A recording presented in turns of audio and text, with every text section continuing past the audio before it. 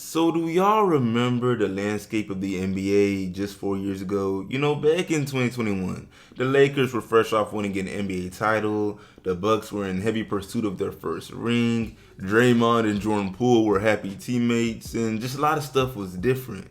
But more specifically, back in 2021, we were approaching a highly talented draft class. Granted, that draft class is still pretty young, but the way them boys like Alperen Sengun, Scottie Barnes, Evan Mobley, Jalen Johnson, and more are hooping, it should surprise no one when we see many All-Stars emerge from that 2021 NBA draft class. And amongst that talented class, two players sat at the very top. Cade Cunningham and Jalen Green. I remember so clearly how these were the two players listed as the favorites to be the number one pick.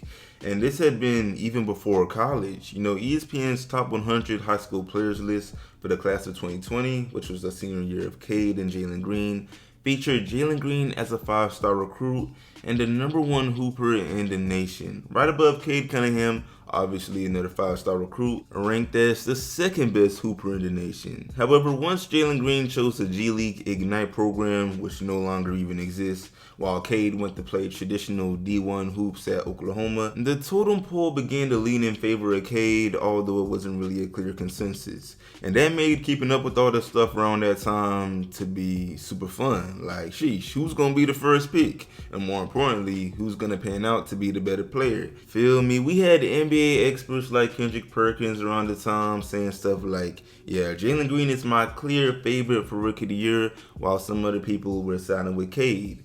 And if you can't tell by the title, well, that's what we're here to discuss today because, man, the Jalen Green versus Cade combo now looks completely different than back when.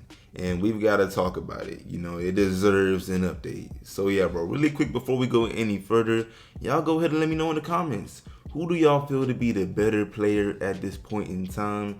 Who do you feel will have the better career further down the line and why? And yeah, bro, really quick before I go any further, what's up, YouTube? Plug Speaks.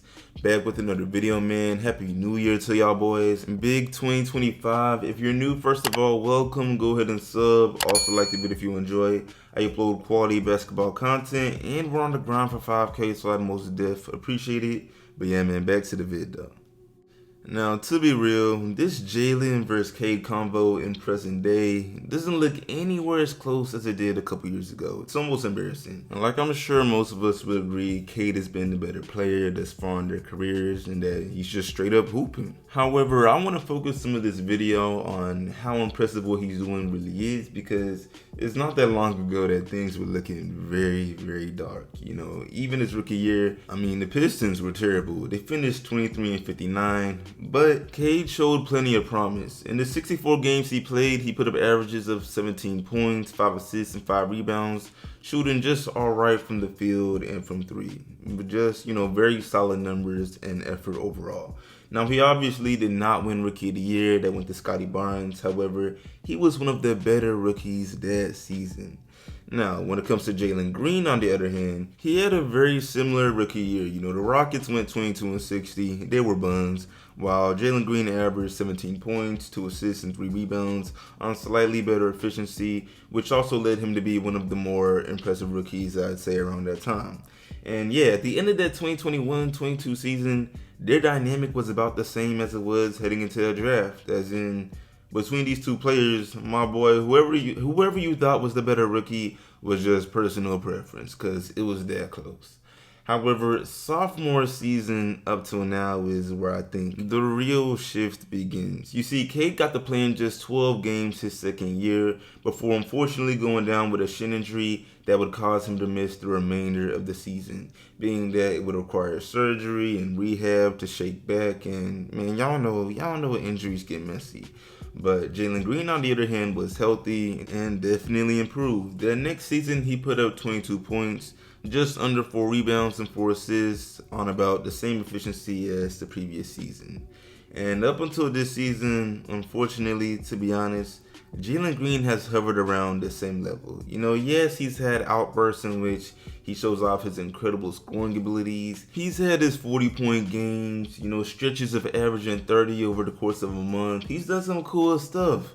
But overall, he's just been so consistently inconsistent that he seems to be the same. But when it comes to Cade, however, he has noticeably grown. You see, he had a fairly strong bounce back season after that year he got injured. And now in the present day, bro, this current season, not only is he putting up career numbers, but the team is winning games. Yes, the Detroit Pistons they're winning. Like at the time of this recording, yeah, the team is 14-18, which doesn't seem that special at first glance.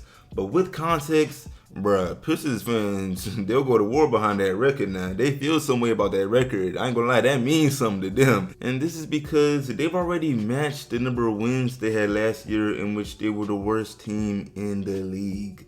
And the growth in Cade has made a world of a difference. He's currently averaging 24 points, 10 assists, and just under 7 rebounds. And just for the fun of it, nearly 1 block per game, while shooting 45% from the field and 36% from 3. To say he's improved in basically every area of his game is just a fact. He's shooting better and more efficiently. He's playmaking at a high level, he's rebounding at a high level, and overall, he's embodying the role of a point forward very, very well. You know, I don't mean to make this about Bron. I know his birthday was just yesterday, my glorious king.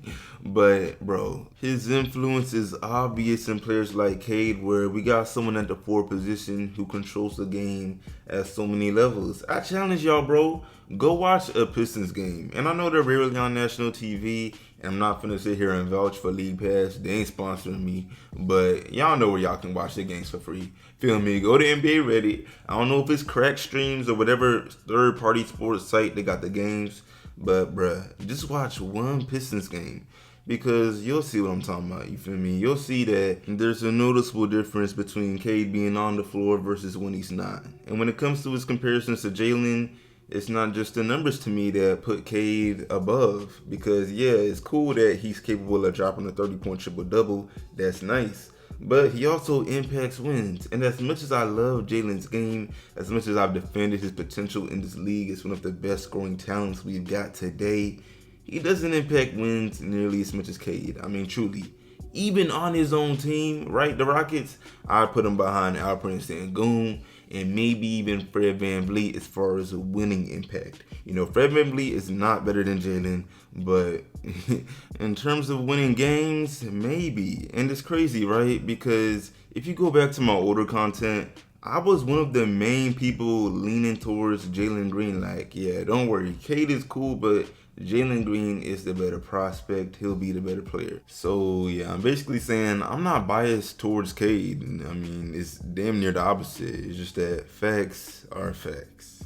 But anyway, with that being said, I am fixing to wrap this video up. Make sure y'all hop in the comments. Let me know how you feel about the way their careers are headed. Do you think it'll remain the same, or if the totem pole might sway to being even again? Or even do you think it'll lean in Jalen Green's favor once again? I mean, me personally, I'm not ruling Jalen out. Truth be told, if he fixes up his shot selection, gets more efficient, plays better defense, there's no reason he doesn't begin making all-star appearances very shortly. But in that same breath, Cade is looking like he can make it this year. So yeah, we shall see. But yeah, man, I appreciate y'all boys watching. As always, like this video, share, sub if new, all of that. I will see y'all in the next one. Happy New Year's, and I'm out.